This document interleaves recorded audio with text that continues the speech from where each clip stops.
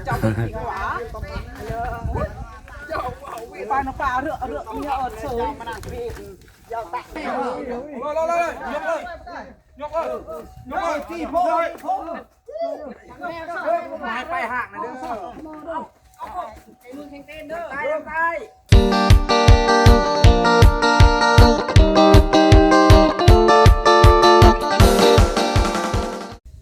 สบายดีแฟนพี่น้องบสุขุสุคนเด้อสวัสดีแฟนพี่น้องฟังไทยฟังลาวและต่างประเทศมื่อนี้บ่นงมาอยู่ที่บ้านดอนศาสตร์แฟนพี่น้องหลังจากที่บ่ได้มาโดนพอสมควรมื่อนี้เป็นวันที่17เนาะ17สิงหานะไก่สิเบิดเดือนแล้วแฟนพี่น้องแป๊บเดียวนึงวันเวลาบ่ท่าผู้ใดเพื่อและรถไฟไปตามเวลาของมันวันนี้ทั้งชาวบ้านเพิ่นก็เลยรวมแห้งรวมใจกันยกเสาแท่งน้ำที่แม่คำแสนจันทบดิษฐ์อยู่ประเทศออสเตรเลียที่เพิ่นได้เป็นเจ้าภาพแท่งน้ำแล้วก็เสาเนาะเป็นเสาแบบมาตรฐานเลยพี่น้องซึ่งเฮาก็มอบถวายตั้งแต่ช่วงก่อนสิเข้าพรรษาเนาะหลังจากนั้นเพิ่นก็ชาวบ้านเพิ่นก็พากันเฮ็ดไร่เฮ็ดนาช่วงดำไร่ดำนาเพิ่นก็หยุดเวียกส่วนร่วมไว้ก่อนหลังจากวันนี้กับเพิ่นก็เลยรวมตัวกันอีกทีนึงไว้พี่น้องเพื่อซอยกันเวียกวัดเรียกว่าศาสนาเพิ่นก็บ่ปะบ่ทิ่มต่างแต่ว่าเพิ่นก็ต้องทำงานเลี้ยงชีพให้เจ้าของก่อนพี่น้องเนาะเพิ่นแล้วให้แล้วหน้าเพิ่นก็เลยโทรบอกว่าน้องว่ามื้อวันจันทร์สิพากันยกย่อเพิ่นล่ะยกย่อเสาแทงน้ำมื้อนี้อาจจะเฮ็ดเป็นโค้งไว้ก้อนพี่น้องเพิ่นอาจจะตั้งเลยเพราะเมื่อวานนี้เพิ่นได้เทพื้นเสาแล้วพื้นเสาเพิ่นเทแล้วมื้อนี้เพิ่นอาจจะยกแบบเพิ่นก็เฮ็ดตอกไปให้แล้วเลยมื้อนี้เพิ่นว่าจังสั่นเด้อมื้อหน้ามื้อในเพิ่นอาจจะค่อยมาเฮ็ดค่อยจะเอาแท่งขึ้นค่อยจะเอาแท่งขึ้นเนาะนะมื้อนี้ก็เลยไปเบิ่งน้ำกันพี่น้องบรรยากาศช่วงเช้า9 โมงพอดีพี่น้อง9 โมงพอดีเฮาก็สิไปเบิ่งชาวบ้านเพิ่นไปพี่น้องอย่าได้ก็ฝากเป็นกำลังใจในเด้อพี่น้องความสามัคคีของชาวบ้านเพิ่นเนาะขอบคุณขอบใจขอบพระคุณแม่คำแสนที่เพิ่นได้มอบถวายแทงน้ำแล้วก็เสาพี่น้องเป็นอยู่ดีมีแรงเด้อสุขภาพแข็งแรงมั่งมีสีสุขบุญรักษาเทวดาคุ้มครองเด้อสุขคนและเจ้าภาพนี่แหละพี่น้องบรรยากาศตอนนั้นเขาก็ได้มาเจาะบาดาลบอนนี่พี่น้องเจาะบาดาลให้วัดเพิ่นก็ได้กวดลายบอลเพิ่นก็ได้เจาะบอนนี่แล้วเพิ่นก็ชิมมาตั้งแทงน้ำไว้หลังห้องน้ำพี่เพราะมันจำบ่กินพื้นที่วัดเนาะเพิ่นก็ปรึกษากันคักนี่แหละเพิ่นตั้งบาดาลตั้งแทงน้ำอยู่หลังห้องน้ำเพื่อบ่ให้กินพื้นที่ของวัดหลายจังซี่นะนี่เพิ่นกำลังสิหาบไปพี่น้อง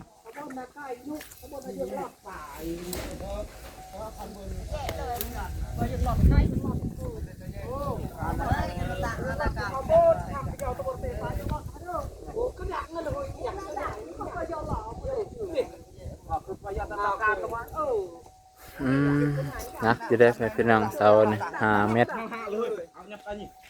ตรสักเสาละเท่าไรลืมไหม2,000บ่พี่น้องเสาละ2,000นี่แหละป้าตัวหลายคนข้าวเดียวไงพี่น้อง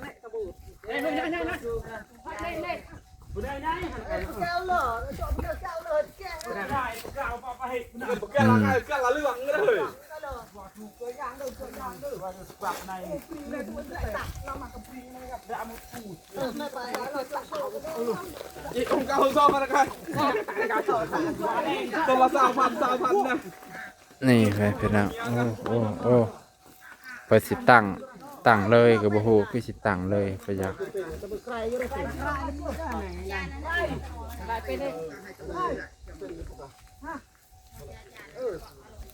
ลงตาอันไหนได้เป็นอะไรระเบิดไอ้จับเป็นอะไรระเบิดไงข้ามเลยระเบิดนี่ระเบิดนั่นเลยก็เป็นปกติแม่เป็นปกติละพ้อยนะตรงนะซื่อๆเนาะเจอตาตลอด อ้โจตาเป็นขานกันดิ เป็นเลยได้เจ้าสวัสดีครับเอ็ดสวัสดีเจ้าไอ้ตาหมายนี่นะ มันก็ลงทุนเจาะ ก็ตัดเจ๊ก เอ้าเฮ้ย เพิ่นกำลังสิเป็นให้มันถือคู่มันกับให้มันถือกับอันนั้น ได้บ่ได้บ่ เตะน้ำตาเจ๊กจะยก นิ้วกละอาชาเขาบอกหมอของมันไปตกนะใช่เจ้าตรงอันสอดตะบนตกไปเสียข้างเมียวช็อป ต้องบ่ฝ่ายกันมันตกสีดิ เล่นตะปูอ่ะ ข้างเมียวอยากไปที่ปล่อยเล็กละพวกไอ้ช็อปเกี่ยวอะไร ประหยัดตุก อีหลีแล้วคือเพื่อนพอเกิงตอนนั้นก็แบบนี้แหละ โว้ มันลงบุ้มโดดโอ้ ลงตีนั้นโอ้โห อันนั้นแห่งเก่าเสา ตีปลุก ทางแมวเพื่อนอาการคอนติไปเบอร์นะครับคอนติ เจ้าโรยอะไรไม่ใช่ เป็นนั่นแหละ ตี ระว่าจาน อืม ข้างเมียวเขาต้องนี่คือมาใหม่ตัว จังใดก็ได้แล้วให้มันอยู่ ให้มันได้มาตรฐานบ่อยให้มันทับใส่หัวกัน ใครแต่ว่าเสาเนี่ยมันมีเหล็กอยู่หั่น นมตะเป้ก็จริงแจ๊โอ้ยก็ตุ้นเล่นต่ำกว่า เป็นเอ็ดอันไหนจะเลยเนี่ย ไม่แล้วหนัก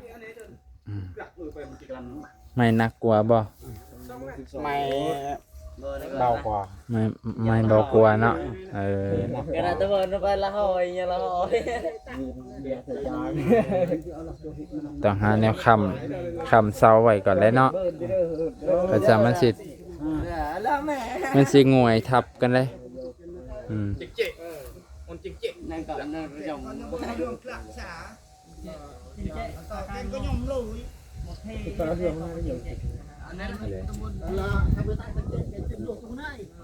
อืม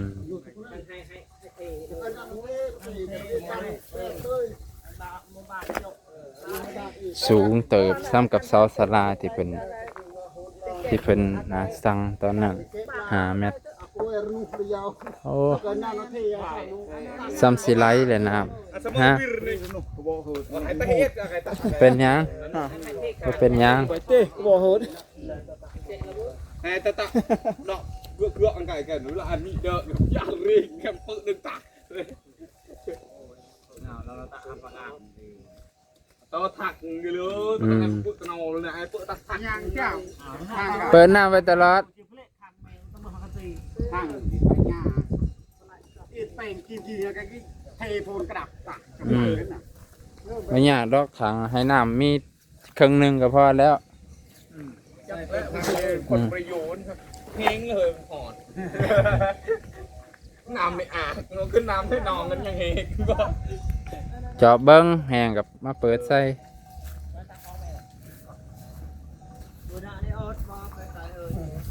ตะฟองแมวเริ่มเลยเอาต้องว่าจันดีว่าในนุ่มไรกันให้ข้างแมวไม่เอาเลยก็เตะเลยให้ข้างแมวน่ะมาแสงอย่าไปอย่าไปแสงเดือดไปตะโกนอากาศให้เราเนี่ยข้างแมวเลยยกเลยยกเลยที่โพยไปห่างนะเด้อ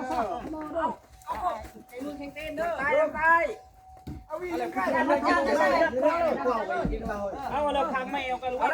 สองข้างเด้อสองข้างเด้อเราเพื่อข้างเด้อเราเพื่อ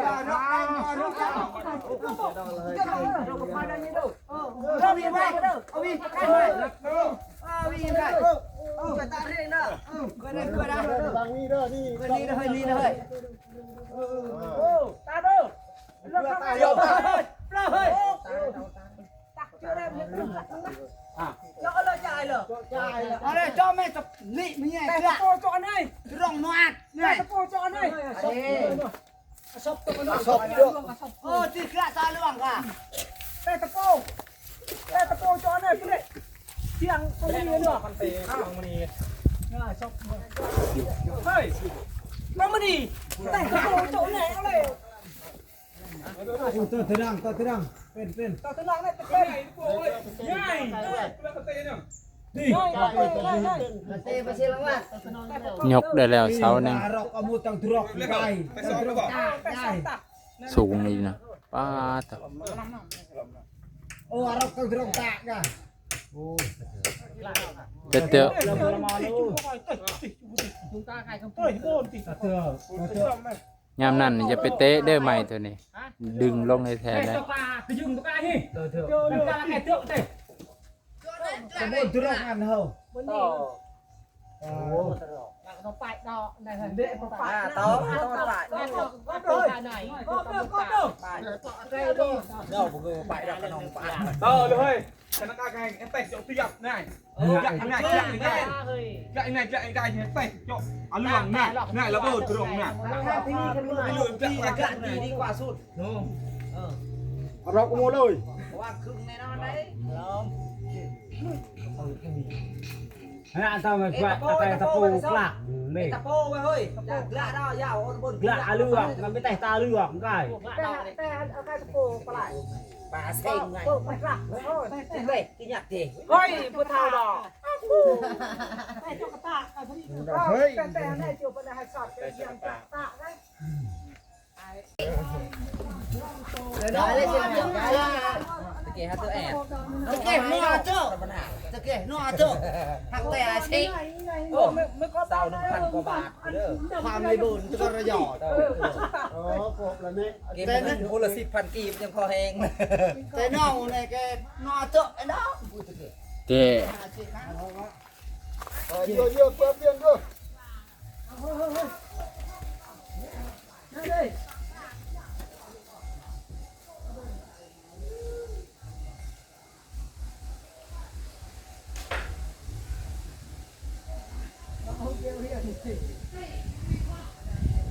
เอาเจ้าอย่างจะไปงานจะกลางเน่ากลางไม่ได้กลาง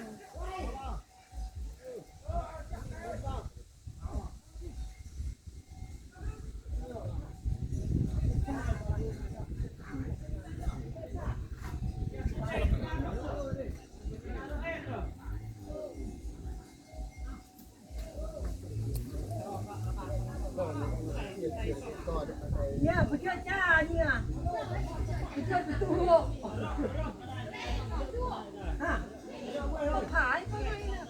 ขายให้กระโบน ในเอาไปเอาดีกว่าวันนี้อันไหนข้าวเดียวในเกลียดในเป็นทบในเป็น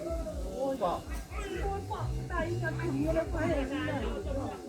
ไม่เท่แน่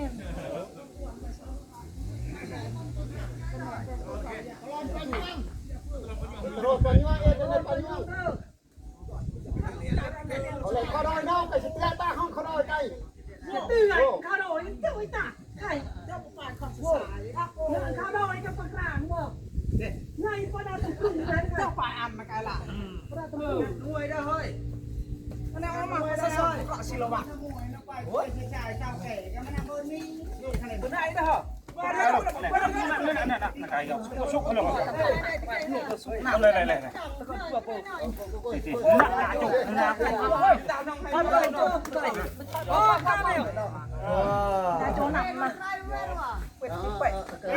เต้นด้วย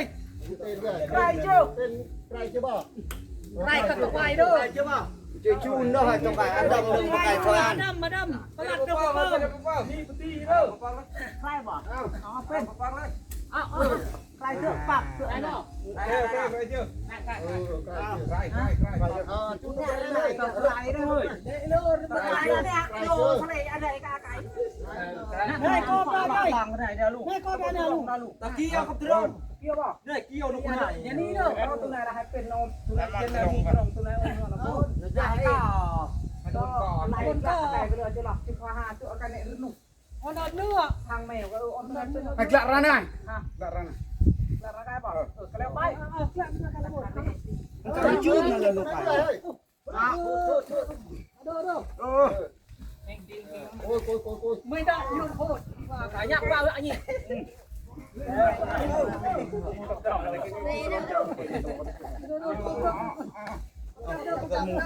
ใช่ไปท่าเลยจะตัดทางตัดมุนเลยมุนเลย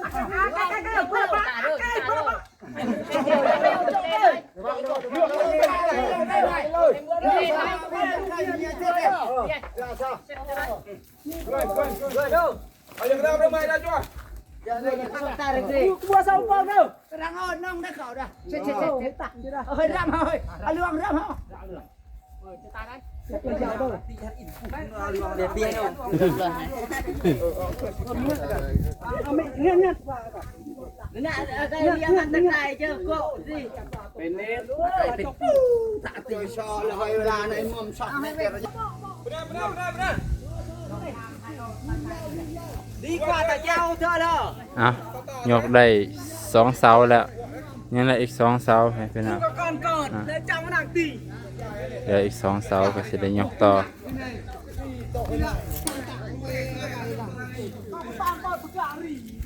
Trời tạo cả rỉ hở.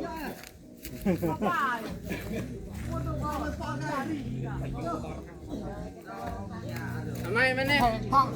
tak pe para ăn cái bơ sering á. Vậy ra lên tay lực vậy.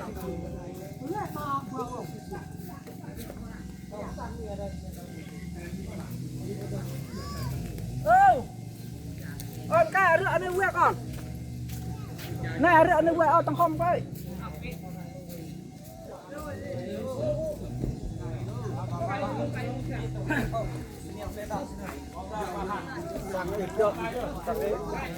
Dùng vàng đi bơn.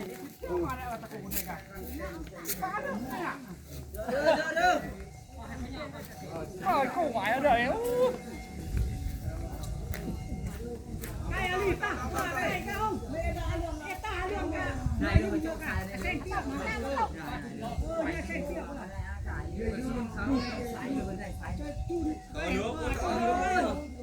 Chồng ơi.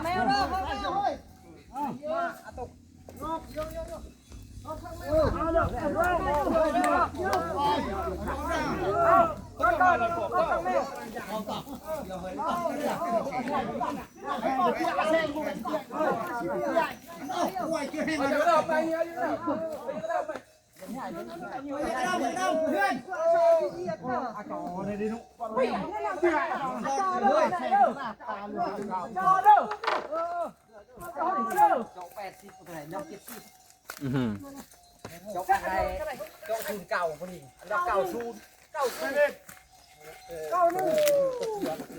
เรียบร้อยเสาที่ 3 Cái cái lược bệt gì. เฮ้ย Quay mẹ cha cha lược cha này cái nó lại đừng. Cứ lại tì khòn nào hả?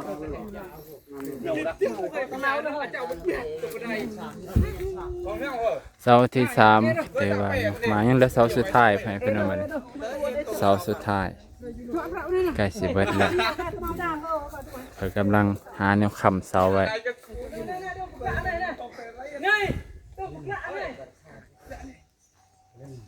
Cái em mình hở. Cái này nè. Gì? Bọc ngọt bạc cái. Con nha sao khẩu chưa. À cô. Đây, là cô là chủ anh nó yên được rạc. เต้ๆจะไปจูนตัวนั้นเด้ออย่าจูนเสาตัวนั้นเด้อ พ่อ บ่จับไว้นี่บ่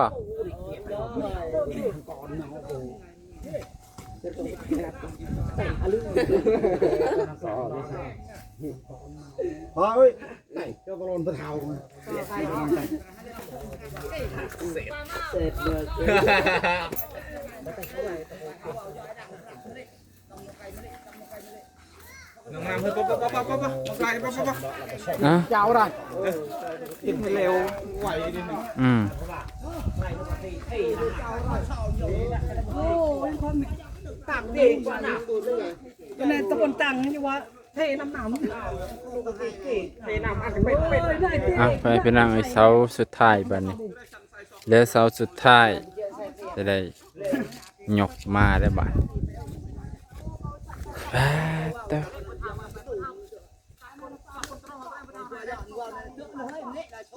วัดต้องคอยไปสักคนรอดผู้เฒ่าเฒ่าสักคนใช่ไหมยุดลงปลาไม้เลย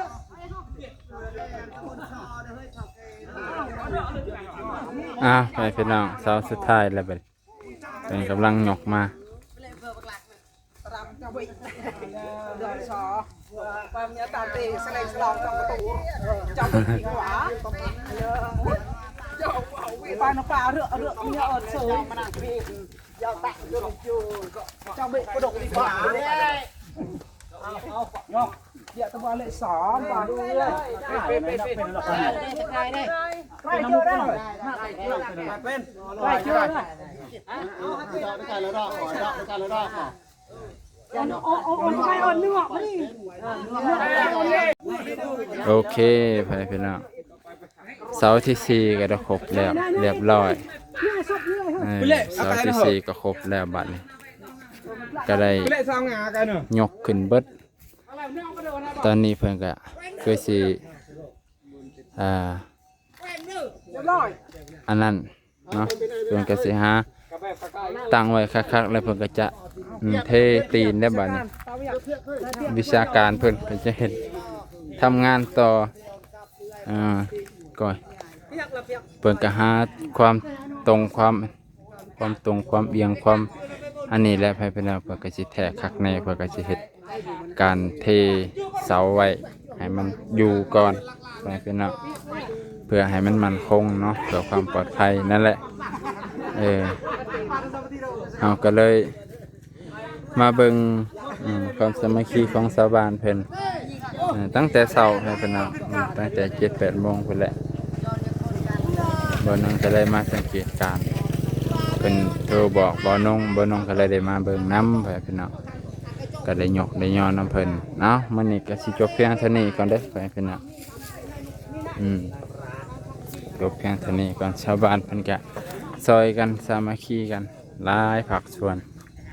เด้อขอบคุณหลายๆที่รับชมเด้อบัดนี้